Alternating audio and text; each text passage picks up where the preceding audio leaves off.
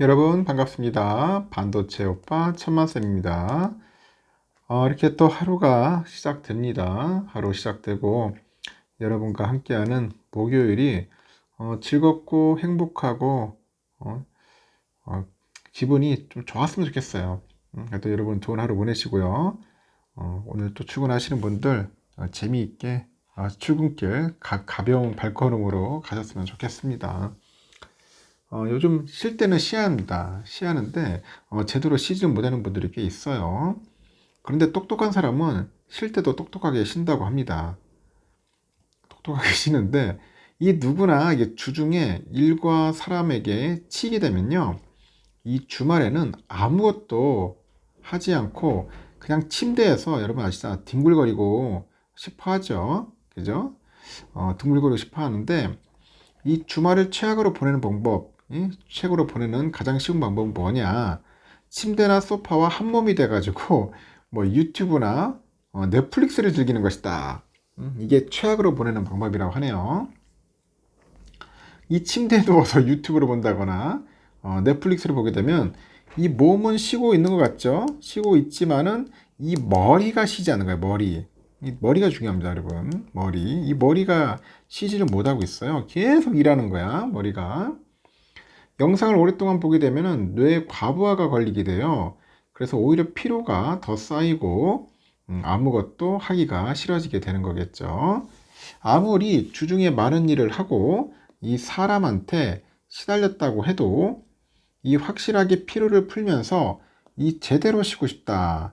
이 제대로 쉬고 싶다면은 어디든 밖으로 나가가지고 산책을 하고 운동을 하고 시원한 바람을 쐬면서 이 생각은 멈추게 하고요.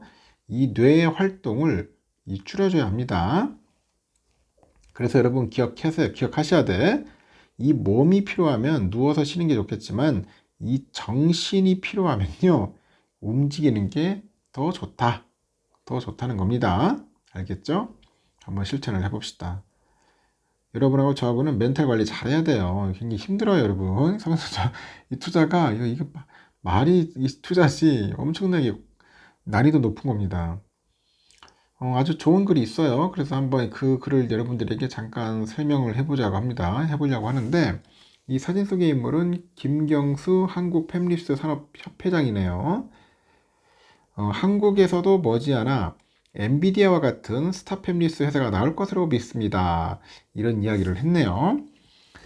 김경수 그 산업협회장, 한국 팹리스 산업협회장은 우리나라는 반도체 인력이 우수하고 여기에 반도체 개발에서 생산까지 이 생태계도 잘 갖춰져 있다고 이까지 밝혔습니다. 김 회장은 우리나라는 삼성전자랑 하이닉스 등 전 세계 반도체 시장을 주도하는 기업들이 있어서 우수한 인력들이 이 반도체 분야에 몰린다고 하네요. 그래서 여기에 위탁 생산과 그 조립, 패키징, 검사, 테스트 등 이 팹립스가 그 만든 제품을 일괄 생산할 수 있는 그런 생태계 역시 튼튼하다고 합니다. 이어서 엔비디아가 인공지능 반도체를 공급하지 않으면 전 세계 모든 데이터 센터가 문을 닫아야 한다면서 우리나라에서도 엔비디아 같은 그런 스타팹리스 업체가 등장할 수 있도록 협회 차원에서 지원할 거라고 해요. 한국 팹리스 산업협회는 우리나라 시스템 반도체 산업 경쟁력을 향상시키고 이 팹리스 업계 목소리를 대변하기 위해서 지난 2022년 8월 달에 출범을 했어요. 협회는 현재 텔레칩스하고 동원하나텍, 넥스트칩 등 129개 회원사가 활동 중인데 지난 3월 제2대 회장이 오른 김 회장은 오는 26년 3월까지 2년 동안 임기를 이어갑니다. 김 회장은 넥스트칩을 1997년 창업한 뒤에 27년간 시스템 반도체 국산에 주력해온 우리나라 팹립스 1세대 기업가입니다. 그가 이끄는 넥스트칩은 영상신호를 처리하는 ISP, 그리고 영상신호를 전송하는 AHD, 그리고 자율주행에 있어 두뇌 역할을 하는 첨단 운전자 보조 시스템, 이런 반도체 등을 이제 공급을 한다고 하네요. 김 회장은 그 AI하고 자율주행, 클라우드 등 그 분야에서 향후에 그 국내 팹리스 업체들이 두각을 보일 수 있다고 이야기를 해요. 그리고 종합반도체 회사들은 규모가 커가지고 순발력이 떨어지는데, 상대적으로 작은 팹립스 업체들은 그 AI하고 클라우드 등 새로운 분야에 빠르게 접근할 수가 있다고 하죠. 그래서 AI 반도체 분야에서 그 리벨리온과 그 퓨리오사 AI, 그 사피온 등이 주목을 받는 이유라고 합니다. 다만 우리나라의 반도체 인력은 어느 정도 풍부하지만 정작 팹립스 업계로 유입되는 비율은 낮다고 합니다. 현재 과학기술정보통신부랑 산업통상자원부, 중소벤처기업부 등 이 정부 부처에서도 반도체 인력 양성 프로그램을 운영하지만요. 이 팹립스 업계가 원하는 육성 방법과는 거리가 있어요. 그 협회가 있는 판교에서 팹립스에 적합한 인력을 일괄 교육할 수 있도록 이 경기도와 함께 서강대나 가천대 등과 논의 중이라고 합니다. 아울러서 반도체 생태계 전반을 아우를 수 있도록 협회 차원에서 이제 팹립스 업체뿐만 아니라 이 파운드리하고 패키지, 테스트하우스 등 다양한 분야로 그 회원사를 확대하겠다는 방침도 제시를 했죠. 최근에 하나마이크론 등 패키지 테스트 업체를 회원사로 유치했답니다.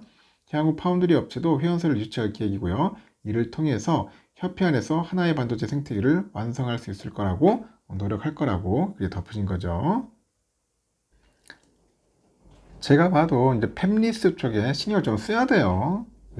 그쪽에서 좀 인재들이 좀 많이 나왔으면 좋겠다는 생각이 저절로 커지고 있습니다. 중국의 그 두 반도체 업체가 그 AI 칩셋에 사용되는 HBM 반도체를 생산하는 초기 단계에 있다. 그런 이야기를 로이터에서 보도를 했습니다. 그 중국 업체들은요, 또 그 HBM 개발에 필요한 장비 구매를 위해서 한국과 일본 업체하고 정기적으로 접촉하고 있는 것으로 현재 알려져 있는데, 15일에 그래요. 로이터가 익명을 요구한 소식통을 인용한 거에 따르면은 이 중국 최고의 그 D램 제조업체죠. CXMT. 여기에서 그 칩 패키징하고 테스트 회사인 그 통푸 마이크로 일렉트로닉스하고 협력을 해서 그 샘플 HBM을 그 개발을 해서 고객들한테 보여줍니다. 그리고 이 회사 주가는 이날 상하이 증시에서 8% 상승을 했어요. 또 다른 업체인데 상장을 준비 중인 우한신신이라고 있어요. 우한신신. 여기도 한 달에 3천여 개 HBM 웨이퍼를 생산할 수 있는 공장을 건설 중이라고 합니다. 하여튼 그런 상장을 위해서 기업 서류에서 밝혔고, 또 다른 소식통에 따르니까 미국이 국가안보 위협으로 간주하고 그 제재 중인 중국 기술 거대 화웨이가 26년까지 중국 내 다른 기업과 협력을 해서 HBM2 칩을 생산하는 것을 이제 목표로 하는 겁니다. 이렇게 정보산업 매체인 더 인포메이션은 지난 4월 그 화웨이가요, HBM 제조를 목표로 하는 그룹 기업을 결성했으며, 여기 역시 미국의 제재를 받고 있는 그 메모리 칩 제조업체죠. 이 푸젠진화 직접회로, 참 이름도 힘드네. FJIC인데 여기가 포함되어 있다고 보도를 했어요. 어센드 AI 칩에 대한 수요가 급증하고 있는 화웨이가 현재는 어디서 HBM을 조달하는지는 확실하지가 않아요. 중국 업체들이 만드는 HBM은 이전 세대 제품인 것 같은데 기술은 좀 낮은 수준이고, 미국이 대중 첨단 반도체 수출을 제한하는 상황에서 중국 업체들이 자립하기 위한 노력에 뭔가 진전을 보이고 있다는 걸 보여주는 것 같아요. 소식통 2명은 CXMT 등 중국 칩 업체들이 HBM 개발에 필요한 툴 구매를 위해서 한국과 일본의 반도체 장비 업체들과 정기적인 미팅을 갖고 있다고 합니다. 이렇게 HBM은 2013년에 처음 생산된 D램 규격으로 이 칩을 수직으로 쌓아서 공간을 절약하고 전력 소모를 줄일 수 있어서 AI 애플리케이션에 생성되는 대용량 데이터를 처리하는데 아주 이상적이고 AI 붐 속에 수요가 급증을 했습니다. 현재 그 HBM 시장은 한국의 SK하이닉스가 장악하고 있는데 최근까지 AI 칩 거대 기업이죠. 엔비디아에 대한 유일한 공급 업체였습니다. 최근에는 삼성전자랑 미국의 마이크론 테크놀로지도 생산하고 있고, 이렇게 세 회사 모두 최신 표준인 HBM3 칩을 제조하고 있고요. 올해는 5세대 HBM 또는 HBM3를 개발 중이죠. 이렇게 허페이에 본사를 둔 CXMT 또는 이 창신 메모리 테크놀로지하고 그 통푸 마이크로 일렉트로닉스는 이 모두 로이터의 답변 요청에는 응하지 않았어요.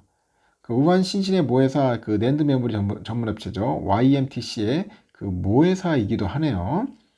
그래서 YMTC는 HBM을 양산할 능력이 없다고 밝혔고, 하여튼 CXMT하고 우한신신 두 업체는 그 모두 중국이 반도체 부분 기술 발전을 위해서 정부 지원금을 쏟아부은 민간 기업이라고 합니다. 미국은 HBM 칩 수출 자체를 제한하지는 않았지만은 HBM3 칩은 화웨이를 포함한 많은 중국 기업의 접근이 금지된 그런 미국 기술을 사용해서 만들어졌어요. 그래서 화이트오크 캐피탈의 투자 이사인 그 노리초우가 중국의 반도체 업체들은 그 HBM에서 한국 업체보다 10년 정도 뒤처지는 것으로 추정이 했다. 하지만 중국은 전통적인 메모리 시장 영역에서도 한국과 경쟁할 수 있는 기술이 부족해서 앞으로도 상당한 시간이 걸릴 수 있다고 합니다. 그럼에도 CXMT하고 통푸가 협력을 통해서 HBM을 개발한다는 것은 중국이 이 메모리와 고급 패키징 기술 역량을 발전시킬 수 있는 중요한 기회라고 합니다. 그래서 CXMT, 통푸, 그리고 화웨이가 그 제출한 특허에 따르면은요, HBM을 중국 내에서 개발하려는 계획은 미국이 중국의 반도체 산업을 수출 통제 대상으로 규제하기 시작한 3년 전부터랍니다. 3년 전. CXMT는 HBM 칩의 제조하고 기능에 대한 다양한 기술 관련으로 미국, 중국, 대만에 약 130개의 특허를 출원했어요. 지난달 공개된 중국 특허 중 하나가 이 회사가 더 강력한 HBM 제품을 만들기 위한 하이브리드 본딩과 같은 고급 패키징 기술이 포함되어 있고 HBM3를 만드는 기술 개발에도 투자하고 있다고 합니다. 참고하시면 되겠습니다. 그리고요, 그 대통령실 관련된 이야기인데 대통령실이 반도체 소부장 기업에 대한 보조금 지원 방안을 검토하는 것으로 전해졌다. 뭐 그런 기사가 있더라고요. 그간에 정부는 반도체 기업에 대한 세제 지원 방안을 주로 활용을 했는데 앞으로는 재정으로 직접 보조금을 지급하는 방안도 좀 열어두고요. 살펴보겠다는 거예요. 대통령실 고위 관계자는 15일 연합뉴스랑 통화해서 보조금 지원 방안을 포함해서 여러 반도체 지원 방안을 열어놓고 검토하고 있고 아직 결정된 내용은 없다. 이렇게 이야기를 하네요.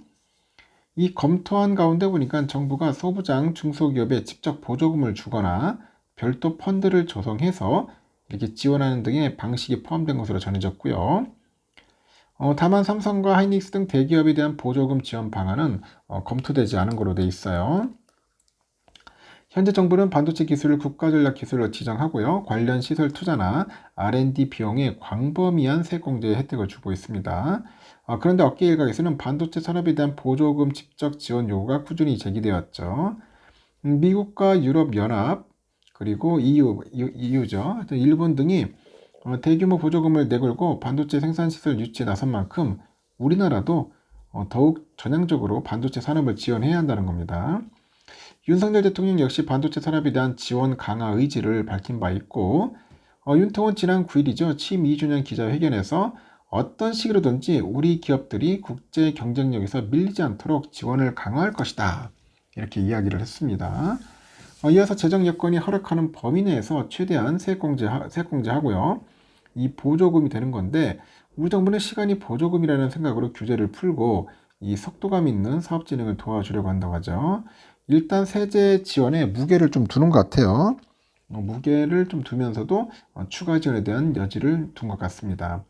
다만 정부가 반도체 기업에 직접 보조금을 지급하려면은 이 대규모 재정 투입이 불가피하다는 점에서 재정 건전성에 대한 우려가 따를 수밖에 없겠습니다. 지금 돈이 없을 거예요. 정부에 지금. 쉽지는 않을 것 같습니다. 더구나 일정 규모 이상의 재정 사업을 신설하려면 수개월에 걸쳐서 예비 타당성 조사를 거쳐야 하는 만큼 실제 보조금 지급이 이뤄지기는 쉽지 않다는 그런 지적도 있는 겁니다. 미국처럼 보조금 지급하기는 쉽지는 않을 것 같습니다. 하여튼 뭐 다른 방법 면에서 좀 도와줄 수 있을 건 도와줘야겠죠. 여기까지 하겠습니다. 여러분 좋은 하루 보내시고요. 또 다음 시간에 뵙도록 합니다. 감사합니다.